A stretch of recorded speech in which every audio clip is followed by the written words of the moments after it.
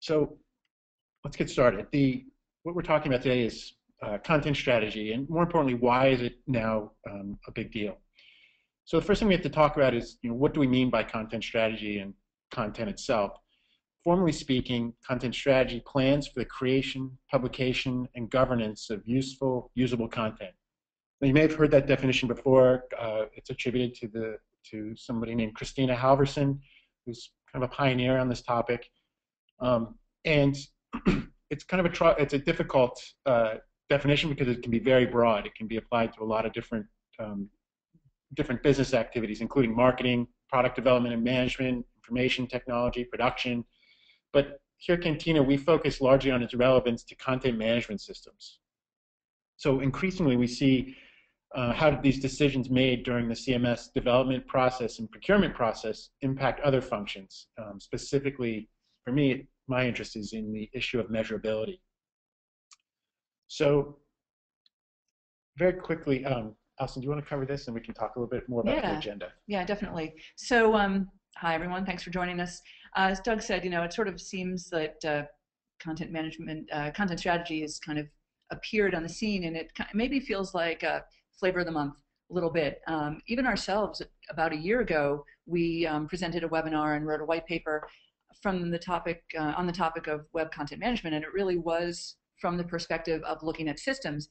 And over the course of that discussion, we talked about elements of content strategy, but we didn't even call it content strategy. That was just a year ago, and now it seems that it's on everyone's lips, and people are sort of coming to us saying, do we need a content strategy? And so you might wonder why, because the web has always been about content. Talk about Amazon might be delivering packages by drone, and we may be able to send things to a 3D printer remotely, but the only thing you really get over the internet instantly is content. So why is suddenly content strategy a thing? And use the big word that is the driver of so many things, mobile. What's happened is, in the past when we write content, we've been writing it for write content, design content, draw it. We've been writing it for web pages in a browser. And with mobile, that content can sort of show up anywhere, potentially. It can show up on a tablet, can show up on a mobile device, can show up on a television. And it has revealed deficiencies in the way our content is structured. So this move to mobile and also to responsive design has really driven the need for more robust content strategies, or even having a strategy, because not necessarily we've necessarily had them in the past. So that's the reason for its emergence now. So with that as a background, our agenda today really is to outline the objectives for content strategy, or the common understanding of what you will get out of pursuing a content strategy versus what Alison's described, an approach that focuses largely on just migrating content from the offline world to the online world. So we'll highlight some of the benefits of pursuing the content strategy.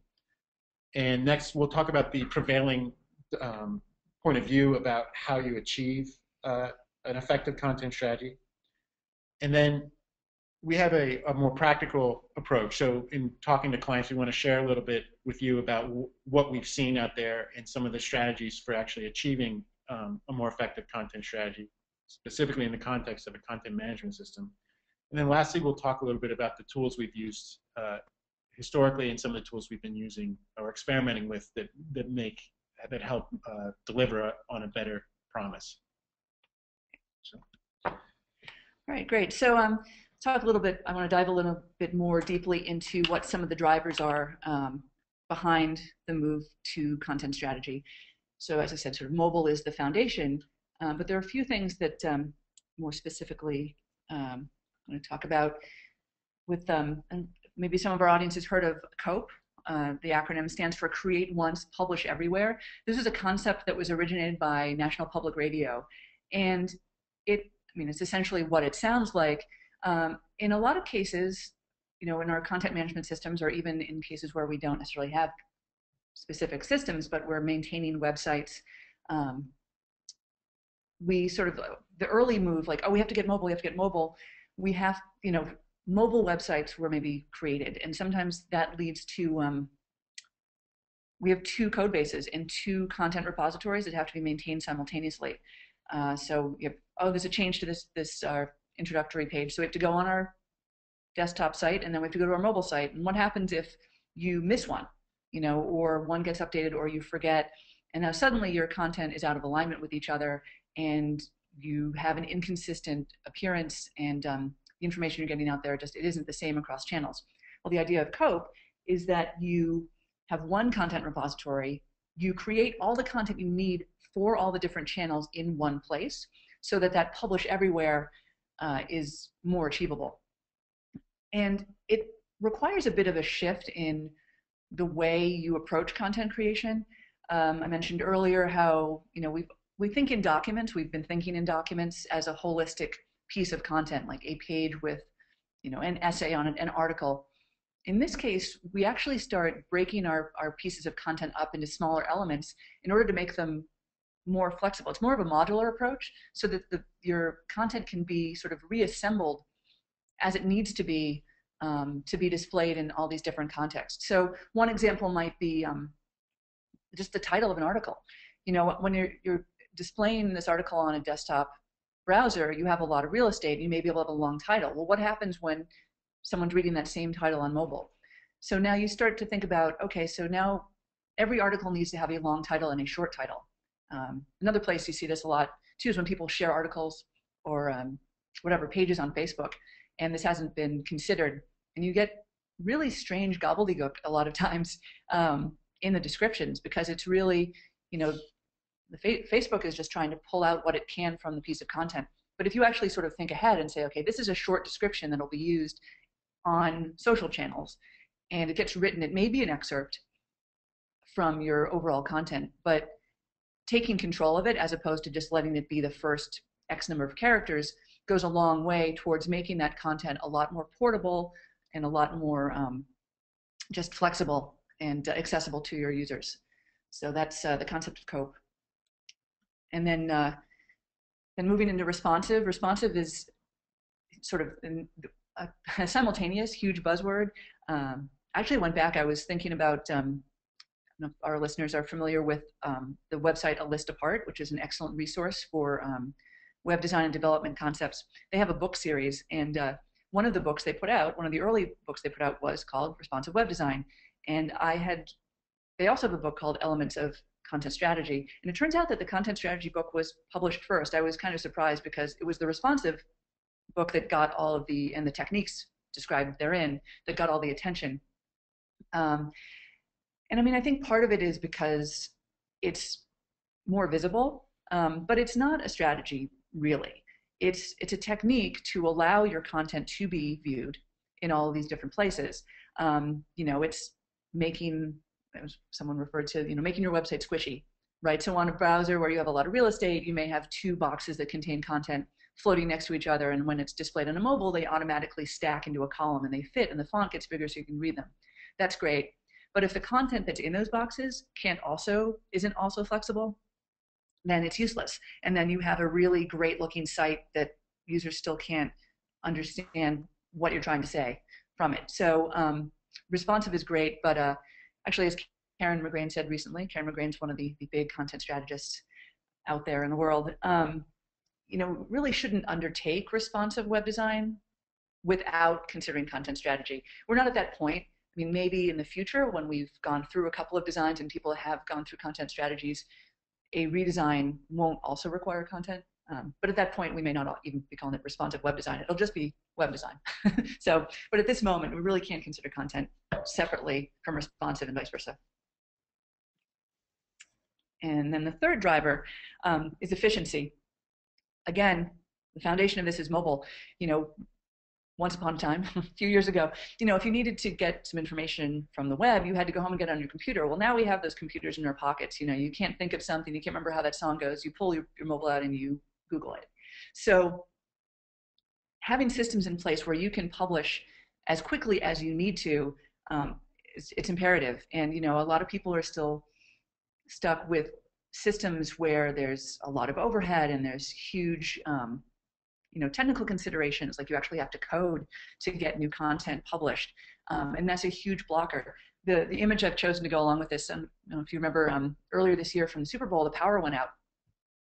And the ad team behind Oreo, I mean, they were prepared anyway. They had a team at the ready, watching the game, ready to jump on anything notable.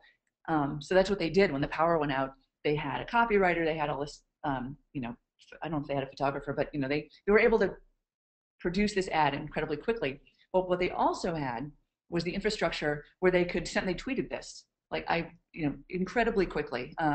Pretty sure the power had not yet gone back on when this was tweeted. And the fact is they had a place they could publish that image. That image has to live somewhere on the web. They got that out there. They got copy. They got, and they had the workflow and the system in place to go as quickly as they needed to go. Not everyone needs to go that quickly, but I think a lot of us who deal with content have been in a situation where something's happening quickly for our organization. It might be a day, it might be a week, but everybody's scrambling because it's really difficult to publish. A good, strong content strategy anticipates these needs and will enable quick and hopefully painless publishing. So those are the three major drivers behind content strategy. All right, so next I want to move into sort of the anatomy of like the pieces of what a content strategy entails.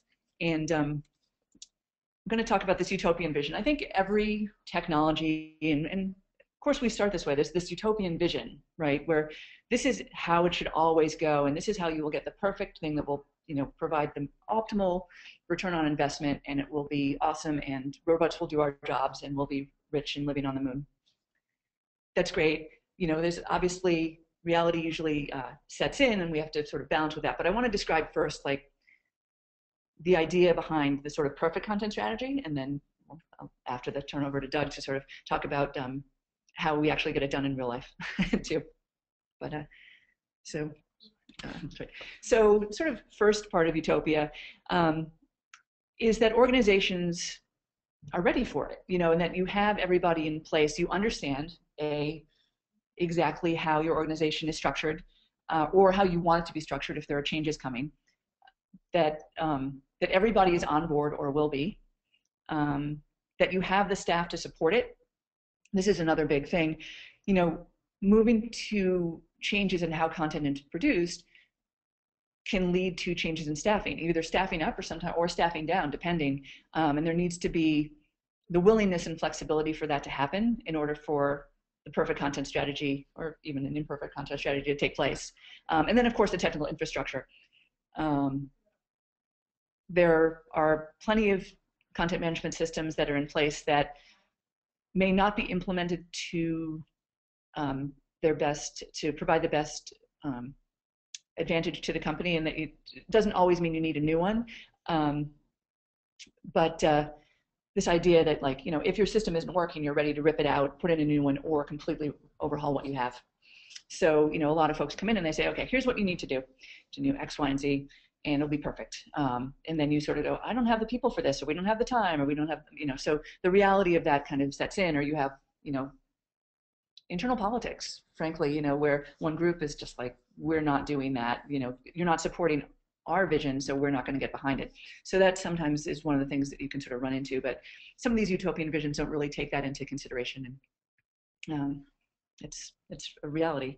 And then the other, I know this picture doesn't, the first picture doesn't really look like a utopia, but the idea is, maybe I could have used another image that the other, I was talking about, like, sometimes talking about content strategy feels a little bit like unraveling the sweater, and you think, well, so you might start, we want a responsive website. Okay, great. Well, you can't do responsive before you think about content. Okay, well, we think about content. Well, what about our branding? What about our marketing? And suddenly it feels like instead of having a simple website refresh, you suddenly have, you know, this huge project in front of you. It's completely overwhelming. Or as I say, you know, you started with a sweater and now you just have a ball of wool on the floor at your feet. And again, it's not really practical to sort of think that you can come in and rebuild everything from scratch. You're going to rebuild your systems, messaging, the workflow behind it, and also, again, like building technical infrastructure. A lot of times when we've been engaged, what happens is we're engaged to do sort of that technical side, and then again sort of find out, like, it's really not the technical side as much as it is sort of some of the internal structures, the workflow, staffing, content creation. And so some of those, so there tends to be sometimes a little bit of unraveling, but yes, sometimes the articles you read about content strategy come off as, well, of course, you're just going to have to do everything. And it's, you know, you're never going to really be able to be successful if you don't completely just refactor everything. And that's not true, for one thing. But so that's why maybe why some of you are here. Like, I'm afraid of content strategy because it just seems overwhelming. So it can, but we're going to hopefully just to Doug and dispel some of that and make it manageable. So there's a, in contrast to that situational utopia, I think the way I often interpret it is that for a lot of the prevailing thinking about content strategy, there needs to be one of two conditions in place. One is there's a vision or transformational vision of the company. So the company is going to be transformed into a content-centric enterprise, and there's a strong vision for how that's going to be. You know, recently, for example, Coca-Cola relaunched their website, and it's largely focused around the content and the kinds of relationships that content can foster. That's one instance. The other situational, you know, utopian kind of position to be in is that systems are so broken that they have to be ripped out and started over. So either way, you're starting from either a grand vision of how the company is going to transform, or things are so broken that you have to build them back up. But very, very rarely have we walked into either one of those situations. And in fact, there are a couple of other realities that we encounter, or you might call them opportunities you encounter, that can get you further down the road towards realizing that bigger vision of content strategy Zen, so to speak, where you've got a create once, publish everywhere system in place, so that you've got one publishing platform versus multiples. You're able to build once and deliver to multiple devices, whether it's the desktop or the tablet or the phone. And then you're also able to recognize and realize some efficiencies, such as the one Allison outlined around Nabisco and the Oreo campaign. So, but first, the first thing we run into is an issue of workflow. And what's typically happened within companies is the content creation activities have become decentralized. So groups are behaving independently and you know, publishing their own content. They're working around the content management system. You know, the system is characterized by a lot of bottlenecks. So, you know, one group wants to publish something, but they have to go through a lot of hoops to get something pushed out to a production level environment, whether it's in social media or just the website for that matter. And then there's, you know, any variety of other inefficiencies. Oftentimes there are internal politics, and that's just the way things are. But there are systems you can put in place to help navigate those more efficiently and make everybody's life a little easier, and make it put yourself in a position to publish better content on an ongoing basis. The next one is an issue of content quality. This comes up a lot. It gets manifested in a lot of different ways. But, you know, from a heuristic level, meaning just a purely objective level, when you look at a website, and we frequently do this when we start engaging clients, is we look at their website and how it's being and how the content's being presented, and very quickly we can see that there's a lot of inconsistency. Either there's duplicated content that's not quite duplicated, or there's uneven content. So uneven content being for example, a product description may be very high level on one page, but very deep on another page. And on one page, there may be a clear call to action at the end of the page, and on another, they're not. So you know, very quickly, it doesn't take long to look at the content of the site and kind of see how it's organically grown. Groups have kind of circumvented the system or the brand guidelines or the copywriting guidelines, created their own versions of content, and it's just subtly different, but it's enough to create confusion for the user, and also, I imagine, create a lot, actually we've seen it, a lot of frustration at the marketing level when they're trying to manage the messages that go out, and also at the product level, where a product manager is trying to manage the product information that's out there and keep it up to date. Yep. Doug, we had a question come in. What's the best way for all stakeholders to agree to make content consistent and fix quality issues? I mean, do you have any advice on you know, that kind of organizational structure? well, I mean, there's the ideal, and that's frequently where we look when we first start. Is the ideal being that there's a Marcom director or a very strong somebody who's got a strong vision for where that content should go and how to manage it. Truthfully, though, the way it typically plays is you need some guidelines in place, and the way we usually get at that is we work with clients to help develop a writing guide. So there's a set of keywords that clients should use on different types of content. There's uh, just good writing practices that people should use. But as a general rule, what we advise clients to do is there's this notion of mobile first, which means looking at the content as it appears on the small screen, a mobile device, and write for that space, because it'll force you to write better, more succinct content, copy, which invariably translates to better quality, well-written copy that can be understood on any platform. Now, the specifics of how do you better manage the tone and the voice and the brand that comes through with your content. It's a much bigger topic, but usually is driven by the marketing communications group or a brand guideline. So going on, there's a flip side or another half to the content quality equation, which it really gets at defining objective measures of that effective content. And this,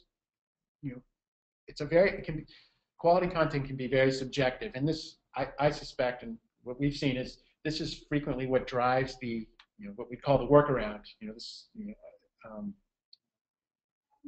What's going to work for one group is not going to work for another group, and so the two don't talk or aren't able to connect on it. So, the one group moves around the content management system or the processes that are in place to get their content out there.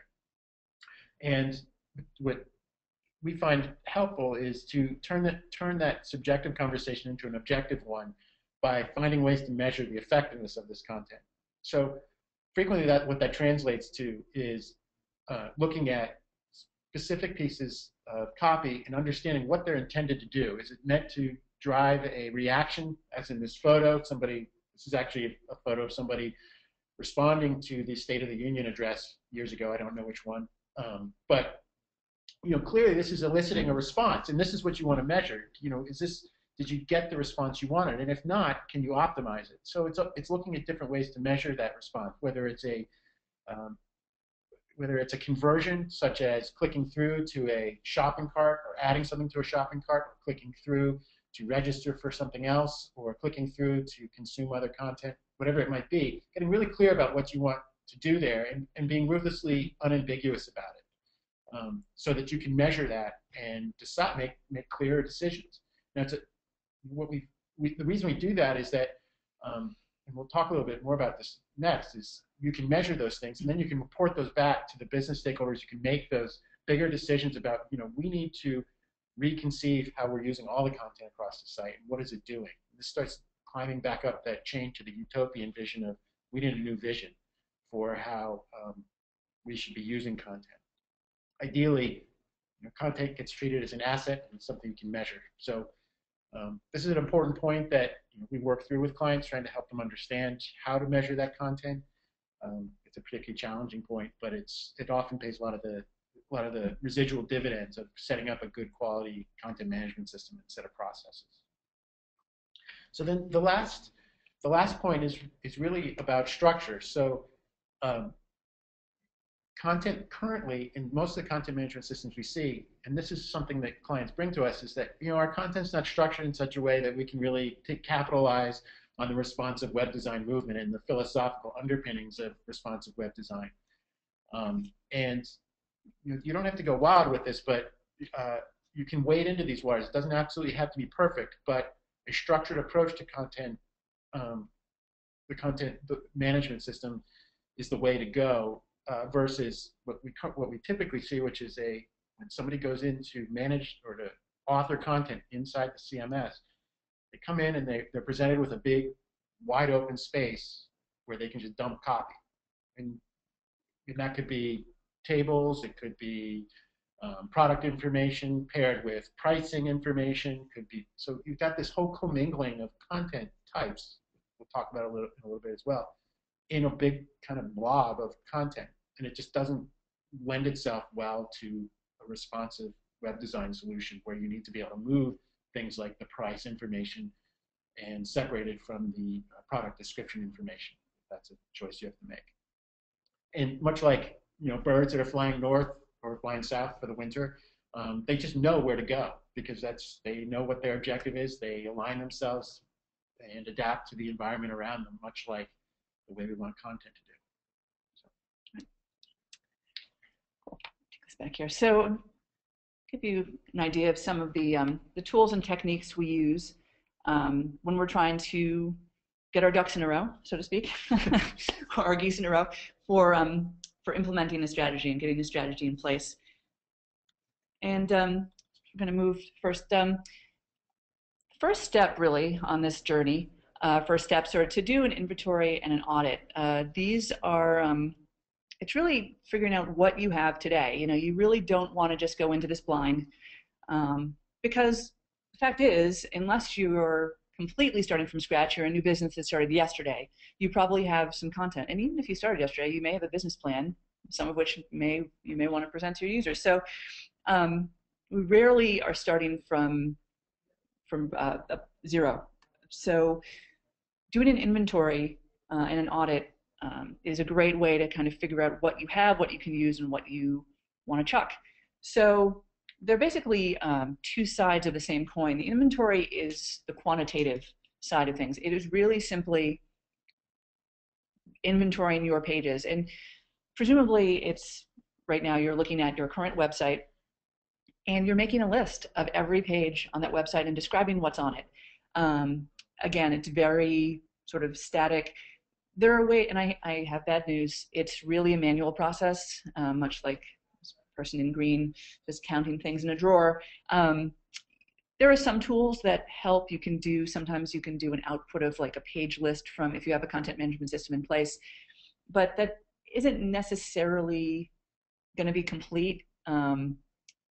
Or it may be too complete. You're like, oh my God, I have 5,000 pages. Well, 4,500 of them may be articles, but that still doesn't really give you a lot of information. Oh, sorry, I think. We do have a question. So sorry to interrupt it. Yeah. If we have thousands of pages, how do we prioritize? I mean, where do you start? Right. Well, that's a good question.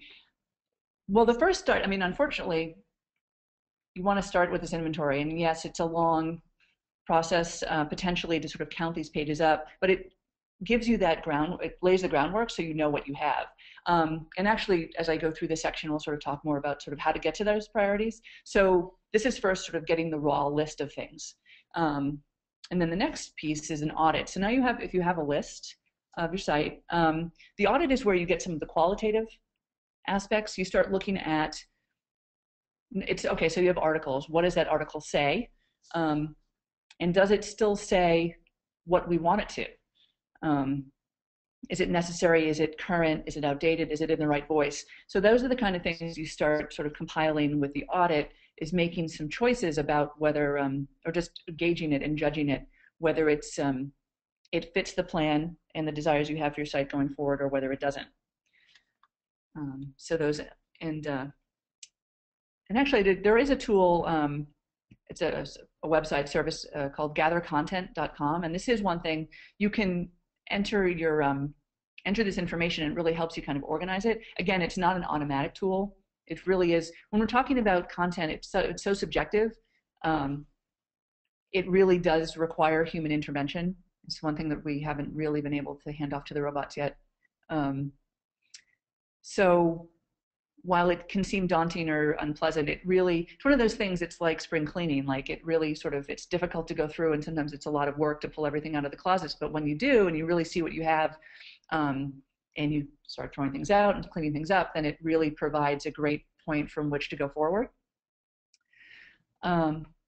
So once you have this information, you've got your inventory, and you've started making some decisions, you can start thinking about your content model. And this is sort of creating the structure of your plan going forward. And a couple of things, again, spreadsheets here are your friend. Also, I mean, you can also really get physical and whiteboard or use, you sort of stickies on a whiteboard so things are sort of more portable. Gather content's another tool that's online you can use to start thinking about your structure. So I spoke earlier about how we traditionally have been thinking in documents. Well, now we're sort of trying to take everything we want to say and it kind of lives above the container. So now you start breaking your pieces of content up into their sort of, if you're taking molecules and breaking them into their more atomic pieces. So for instance, I always use the example of an event listing. Previously, if you had an event on your website, you may go in and you have a title and then you just freeform write, oh, it's going to be at this time, at this date, at this location. Well, now if we start thinking about the content modeling, we want to say this event has different pieces to it. It has a time, it has a date, it has a location. You may also in your system realize, like say your company has 5 locations. Sorry. Well, Boston, London, New York, San Francisco, etc. So traditionally, if you were going to write an event, you may, in the event, actually type out this is happening in Boston. In this case, you start looking at the relationships. Once you look at all the different types of content, you start making these connections and you say, well, we have locations that we print out and we type and we have them entered in the system. Why do I need to type this over here? And this goes right back to COPE with this idea of like, if you're, for instance, you're entering all of these locations, when you write an event, you create a system where you don't type in the location. You get the location from this other place in the repository and you make a connection. And then when they're output, you say, show this event with this location attached to it. So you really are sort of creating once and then you're assembling the content as you need to for the context you need it.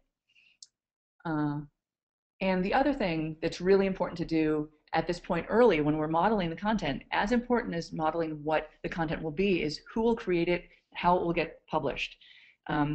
Traditionally, this is another thing that has really been sort of left either to the very end if it's even considered at all. I mean, a lot of times it's been taken for granted, like of course the people who've been creating content are going to keep doing it.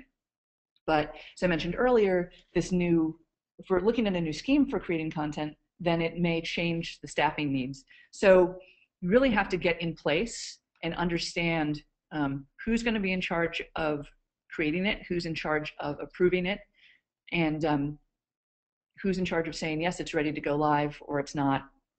And this varies, small companies, workflow may really only be one person.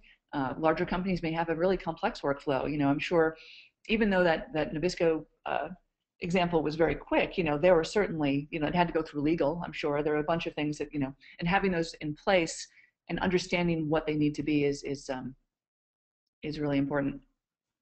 And then finally, another thing, and I think this goes back to the question actually that was just asked about sort of how do you know where to start, how do you prioritize? Using any kind of metrics you have and analytics you have on your current site provides a really great window into the current situation. I mean, it's not unusual for content owners or marketers or folks who are deciding what they want to say to determine that certain messages are primary. And then you go to analytics and find out that nobody's reading those pages. And there's pages that you don't think are really important, and those are getting most of the traffic. And this is an opportunity to identify those disconnects and also to reconcile them, to figure out why. For instance, is that page that's not getting traffic that you want to get traffic, what's the reason? Is it because it doesn't render well on mobile? Is it because the language doesn't resonate with your users? Is it buried way too deep in the site? So these are the kind of things that you can look at and you can say, well, we know as our business, we want to say X, Y, and Z, and we're not getting that message across. So there's obviously a deficiency in this area. So we're going to prioritize looking at this. We're going to start with this area of our site to maybe, if we only have the bandwidth to do an enhancement versus a whole redesign. Let's start with that area and try to work that out, reconciling the analytics versus our own needs. No, Doug, do you have anything to add to that? You look like you're. Yeah, no, I think that's. Put you on the spot, but. No. I think measurement, any analytics that you do have is the place to start. And what we frequently see with clients is they'll have measurement and analytics in place, typically something like Google Analytics. but it's not configured properly. So what you're getting is just a lot of data, and what you can really glean from that initially is what content is popular. Unfortunately, when you start digging into it, you realize that there's this issue of duplicated content and inconsistent content. It doesn't reveal the quality. What you end up with, what you really want to understand for your analytics, is the quality of that content, and what you're actually getting is the popularity of it, or just in terms of search traffic, how people just kind of haphazardly fell into it. And what you have to do is start constraining yourself and trying to understand what it is what information you're trying to gather as you move forward. So what that means is, as a starting point, it's a good thing. It gives you some clear indication, but the next step is to get really clear about what you want to measure and start using Google Analytics and the other tools that are out there for measurement, whether it's Omniture or whatever it might be, to really dig into the conversions you want to push, what you want users to do, what insight you want to gather before you start tagging it and constructing the content itself, and then you're in a better position to measure its effectiveness. So. Okay. All right. So yeah. So those are the basic tools and building blocks of moving towards figuring out your own content strategy and what's going to work best to meet your business needs. I think one of the things we do as well, or encourage people to do during the inventory and audit phase, is to do some gap analysis, because you'll gather a lot of input and information about your existing situation. Very few clients come to us and just say, well, we're going to start from scratch. So I think most companies have a web presence and they're trying to evolve it towards towards a more content-centric world. And so it's important to gather what you have, but also to start formulating your vision for where it should go. And that's the important step of the gap analysis. And that's part of the audit as well. What do you have? What don't you have? Right, exactly.